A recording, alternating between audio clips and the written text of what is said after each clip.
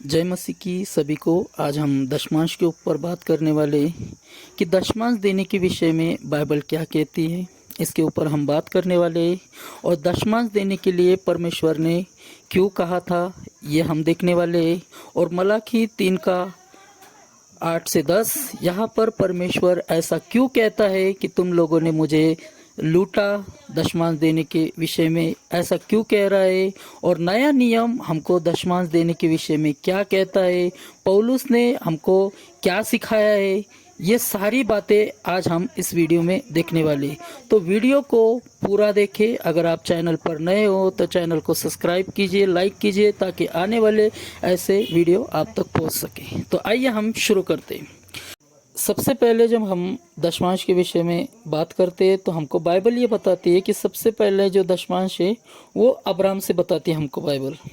अगर हम पढ़ेंगे उत्पत्ति उसका 14 का 20, वहाँ से हमको बाइबल बताती है। आइए हम वचन ही पढ़ लेते हैं। और धन्य है परम प्रधान परमेश्वर जिसने तेरे द्रोहियों को तेरे वश में कर दिया।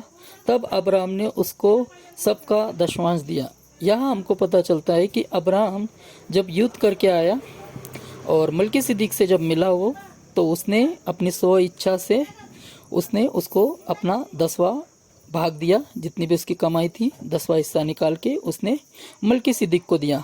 तो यहाँ पर जब अब्राहम ने उसको दशमांश दिया तो यहाँ पर उसने व्यवस्था के अंडर होकर नहीं दिया, या परमेश्वर ने उसको आज्ञा दी थी इसलिए उसने नहीं दिया।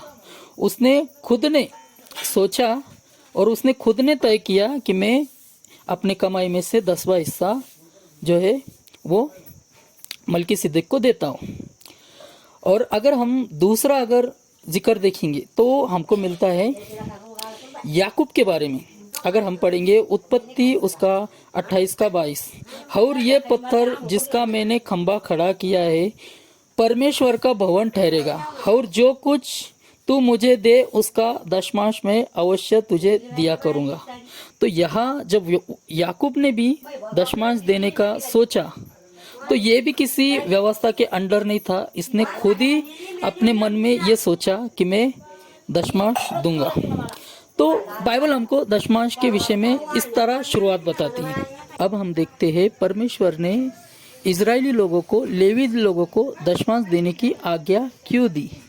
क्योंकि लेवी जो लोग थे इनको मिलाप वाले तंबू की सेवा करने का काम दिया गया था।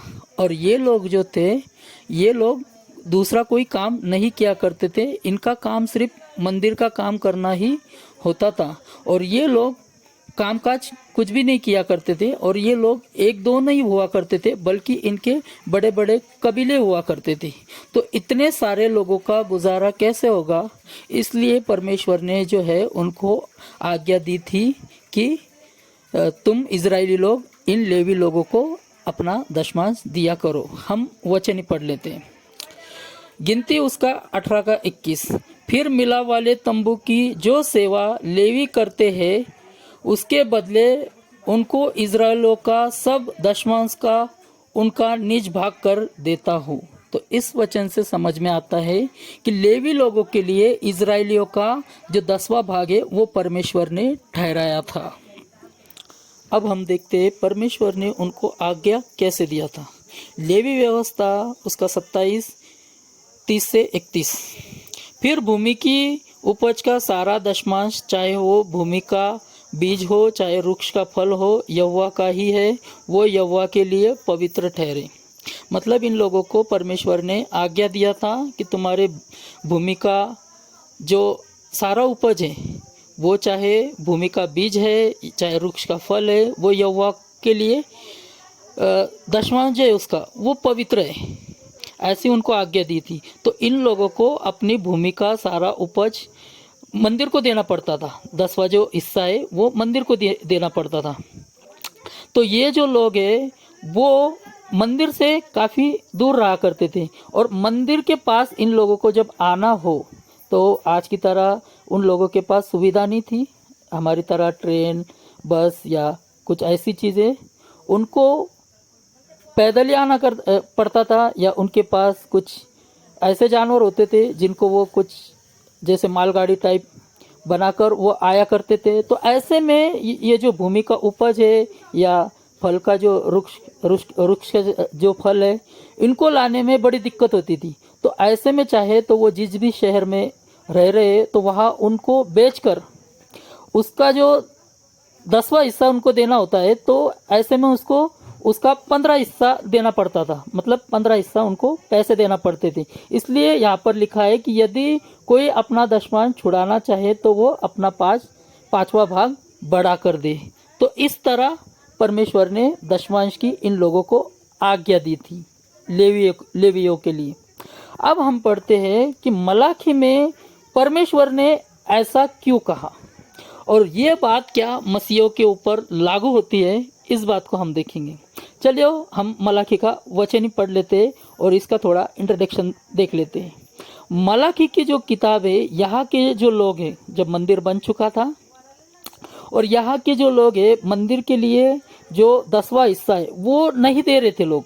तो इस तरह जो ये लोग हैं ना, ये मंदिर को लूट रहे थे। इसलिए ये वचन है ना यहाँ पर ऐसा लिखा गया है और ये लेवियों के लिए लिखा गया है, क्योंकि लेवी लोगों को ये दे नहीं रहे थे।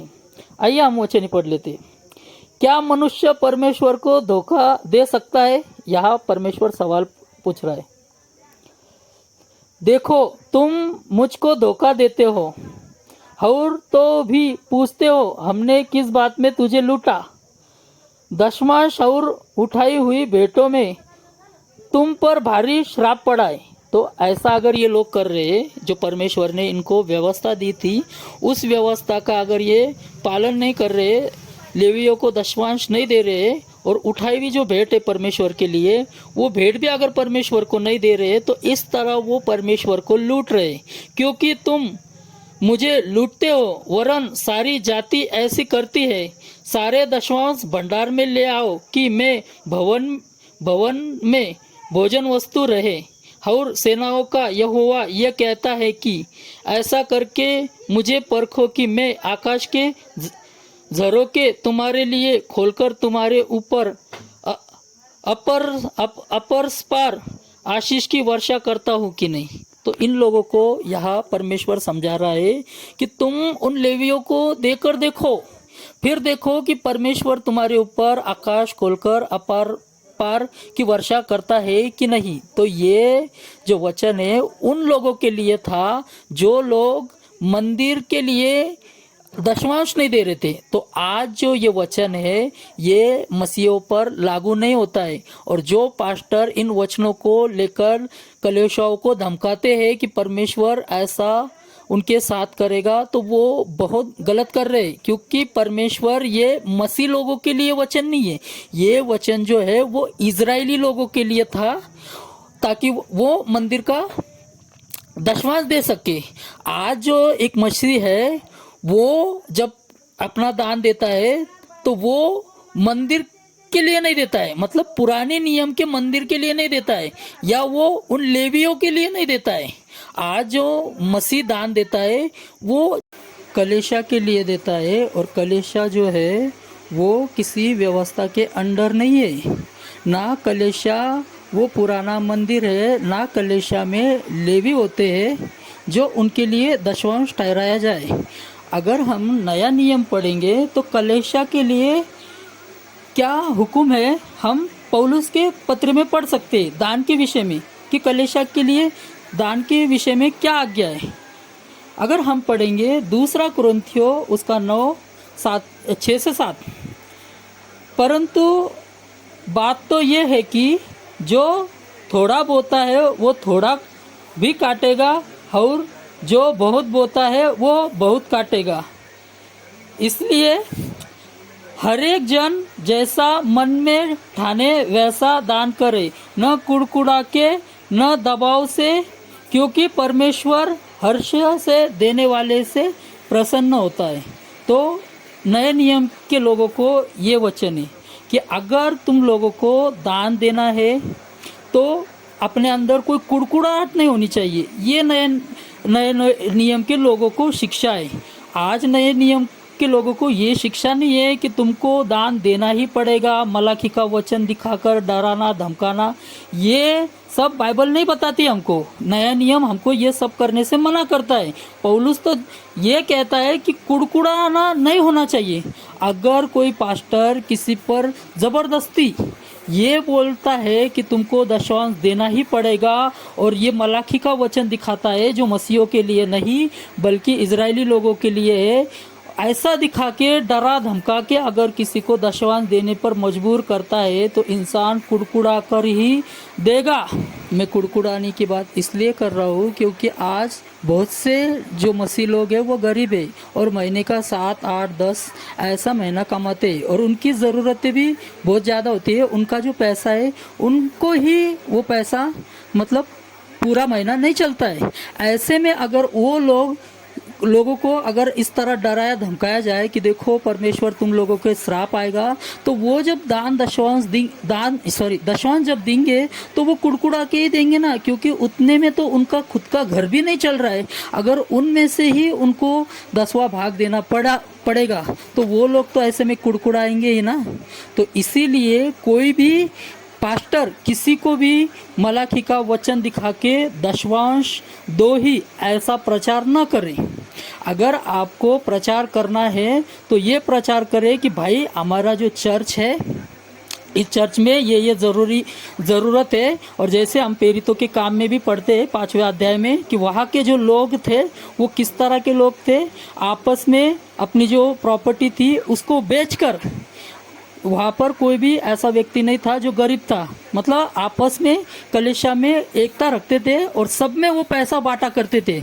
तो हमारे अंदर भी ऐसा होना चाहिए कि हम लोग भी एक दूसरे का फिक्र करें। चर्च की जो भी ज़रूरत है जितना आपसे हो सके खुद के मन से, जैसे वो प्रेरितों के काम में खुद के मन से लोग लाकर दे रहे थे, वैसे हम खुद के मन से हमारे से जितना हो सके उतना कलीसिया में दान दे ताकि चर्च की जो भी ज़रूरत है वो ज़रूरत भी पूरी हो सके और सुसमाचार का काम भी अच्छे से चल सके और हम जो लोग हैं वो परमेश्वर के राज्य के लिए तैयार हो सके। ऐसे टीचिंग देकर वो उस कलीसिया से चंदा मतलब ले सकता है पास्टर। उसको ये बोलने की ज़रूरत नहीं है कि तुम मलाखी 3 के हिसाब से दान दो ही, नहीं तो परमेश्वर तुमको श्राप देगा। इस तरह उसको बोलने की ज़रूरत नहीं है। अब आप ये मत सोच लेना कि हम जितना मन में ठाने उतना दान करें, इसका मतलब हम 10 रुपये भी डाल सकते, ऐसी फीलिंग मत रखना। क्योंकि देते वक्त ये बात याद रखना कि हम जब ये दान दे रहे तो ये परमेश्वर के नाम से दे रहे, इसका मतलब परमेश्वर को दे रहे। तो क्या हम परमेश्वर को इतना छोटा समझ रहे, बच्चे जैसा? क्या हमारे नज़र में परमेश्वर एक बच्चे की तरह है कि हम उसको 10 रुपये दे रहे? इस बात का भी है ना मसीह लोग ध्यान रखिए। और जितना आपका मन कहे, जितना आप आत्मिकता में चलोगे, मैं जानता हूँ जैसे इंसान आत्मिकता में चलता है उसको सुसमाचार के जो लगा होता है और वो चाहता है कि सुसमाचार का काम अच्छे से हो। तो ऐसी फीलिंग जब इंसान में आती है तो इंसान अपने मन में जितना ठाने उतना वो दान जब करना स्टार्ट कर देता है तो वो अपनी ज़रूरत जितनी है उतनी वो निकाल लेता है, और जितना लगता है कि इतना मेरे पास एक्स्ट्रा है तो वो अपने मन से वो दान कर देता है। तो आप भी लोग अगर इस तरह 10-20 रुपये डालते होंगे तो ज़रा सोच समझ कर डाला करो कि हम जो ये पैसा है वो चर्च में दे रहे हैं। और एक बात, अपना दान है वो ऐसे चर्चों में नहीं दे देना जो सिर्फ सुसमाचार के नाम पर लोगों को लूट के पैसा कमा रहे। ऐसे चर्चों को अपना दान नहीं देना। दान देना है तो ऐसे लोगों को देना जो सच में सुसमाचार का काम कर रहे हैं, जो मसीह का सुसमाचार फैला रहे हैं, ऐसे लोगों को दान दो। ऐसे भी लोग हैं जो घर घर फिरते हैं और पूरा जो अपना समय है वो परमेश्वर में बिताते हैं, कोई काम काज नहीं करते। ऐसे लोगों के लिए दान दो। ऐसे नहीं कि वो बड़ी बड़ी कलीसिया है और सिर्फ उधर यीशु मसीह के नाम पे सिर्फ चंगाई पाई जा रही है और पैसे लिए जा रहे हैं, दान दशमांश दो, ऐसी टीचिंग दी जा रही है। ऐसे चर्चों में दो, ये नहीं मैं बोल रहा हूँ। देना है तो ऐसे को दो जिसमें सच में ज़रूरत है और सच में वो परमेश्वर का सुसमाचार फैला रहा है। तो मैं आशा करता हूँ आप इस वीडियो से समझ गए होंगे कि परमेश्वर ने इजराइली लोगों को क्यों आज्ञा दी थी दशांश देने की, और मलाखी में क्यों परमेश्वर ने उन लोगों को कहा था श्राप दूंगा, और कैसे वो श्राप मसीह के ऊपर लागू नहीं होता है, और मसीह लोगों को किस तरह दान देना चाहिए। आप इस वीडियो से मैं आशा करता हूँ कि आप जान गए होंगे। तो ऐसे ही वीडियो अगर आप चाहते हो कि मैं बनाऊँ आपके लिए, ये वीडियो भी थोड़ा अधूरा है, अगर आप चाहो तो मैं इसका नेक्स्ट पार्ट बनाऊंगा। आप मुझे कमेंट कर सकते हो, इस वीडियो को ज़्यादा से ज़्यादा लोगों तक आप फैला सकते हो ताकि वो लोग भी इन सारी चीज़ों को जान सकें। जय मसीह की, प्रेज द लॉर्ड।